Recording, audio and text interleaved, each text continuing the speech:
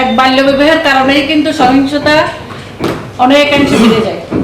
কারণ কি, একটা মেয়ে যখনই বাল্য বিবাহের শিকার হয়, সে নিজের ইচ্ছাই করুক বা পরিবারের ইচ্ছাই করুক, সে অনেক কিছু সম্পর্কে অবগত না, সচেতন না, বা প্রতিবাদ করার মতো ক্ষমতা তার ভিতরে আসে না।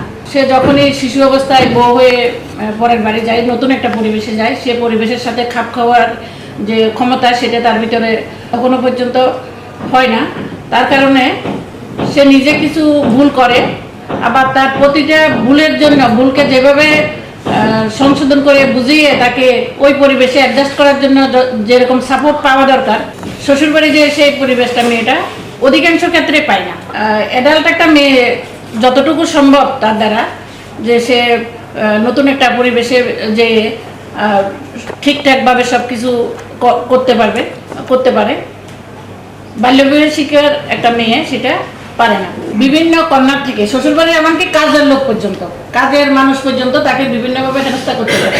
অনেক সময় দেখা যায় ছেলের পক্ষ, ছেলের মা বা বাবা বলে কি, আমাদের বৌমার দরকার নেই, আমাদের বাড়িতে আপনাদের মেয়ের মতোই থাকবে, আমরা একটা মেয়ে নিয়ে যাচ্ছি। কিন্তু দেখা যায় বাসায় নেওয়ার পরে সেদিন থেকেই তার প্রতি বিরূপ আচরণ করা হয়। এই বিরূপ আচরণের কারণে মেয়েটা আস্তে আস্তে শারীরিকভাবে মানসিকভাবে অসুস্থ হয়ে পড়ে, কাজকর্ম করতে পারে না।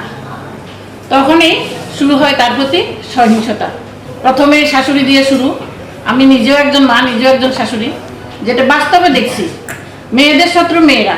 যত মেয়ে সহিংসতার শিকার হয়, যত নারী সহিংসতার শিকার হয়, কোনোভাবে না কোনোভাবে তার সাথে নারী জড়িত। সে মা হোক, ননদ হোক, প্রতিবেশী হোক, নারীরাই উৎস।